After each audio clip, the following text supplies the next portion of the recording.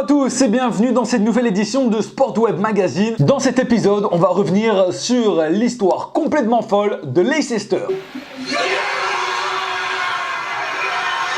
Il faut remonter au 21 juillet dernier. Le Leicester version Claudio Ranieri affronte l'équipe de Mansfield devant 4000 supporters. Une rencontre passée totalement inaperçue. Ce jour-là, Jamie Vardy est même remplaçant et va seulement monter à partir de l'heure de jeu. Pour la petite histoire, Leicester a obtenu un petit nul un partout, un résultat insignifiant. Bien sûr, jusqu'ici, rien d'anormal. Mais 9 mois et demi plus tard, l'histoire du club de foot de Leicester City va faire le tour du monde. Et en plus de ça, suscite un élan de sympathie planétaire. Ce club qui en 12 décennies d'existence n'a jamais obtenu le titre suprême, seulement une deuxième place en guise de meilleure performance, c'était en 1929. La première ligue économiquement surpuissante a été l'absolue caricature de ce phénomène. De 1996 à 2011, seulement 3 clubs se sont partagés les titres: Manchester United, Chelsea et Arsenal. Leicester City a élargi le cercle en 2012, mais difficile d'y voir un petit pousset. Lorsque Leicester est remonté en première ligue à l'été 2014, le club détenu par le milliardaire thaïlandais Vijay Srivadhanaprabha. Vijay Srivadhanaprabha.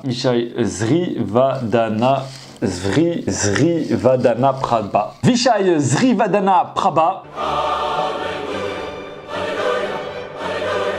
voulait tout simplement dépenser seulement 200 millions d'euros en transfert. Vous l'avez compris, à ce moment-là, les Fox sont vraiment ridicules comparés aux autres mastodontes de la première ligue. D'ailleurs, au début de la saison 2015-2016, Leicester disposait de la 17e masse salariale de la première ligue. Les Fox ont donc réussi à triompher sportivement sur 38 journées et 10 mois de compétition, ce qui rend ahurissante leur performance. Mais bien sûr, Leicester a dû compter sur des personnages importants. Dans un premier temps, son entraîneur, l'italien Claudio Ranieri, personnalité attachante mais gentiment considéré comme un éternel loser. Sans oublier les deux revanchards, Mahrez et N'Golo Kanté. Et alors la folle histoire d'un certain Jamie Vardy, l'attaquant international anglais, aujourd'hui actuellement dans le top 3 des meilleurs buteurs au niveau de la première ligue. Imaginez-vous, il y a quelques années, l'attaquant anglais évoluait en 8e division et touchait par match 38 €. Aujourd'hui, pour jouer à Babal, Jamie Vardy touche par semaine 103 000 €. Et pour conclure, dans l'histoire du football européen, il n'y a jamais eu une histoire aussi dingue que celle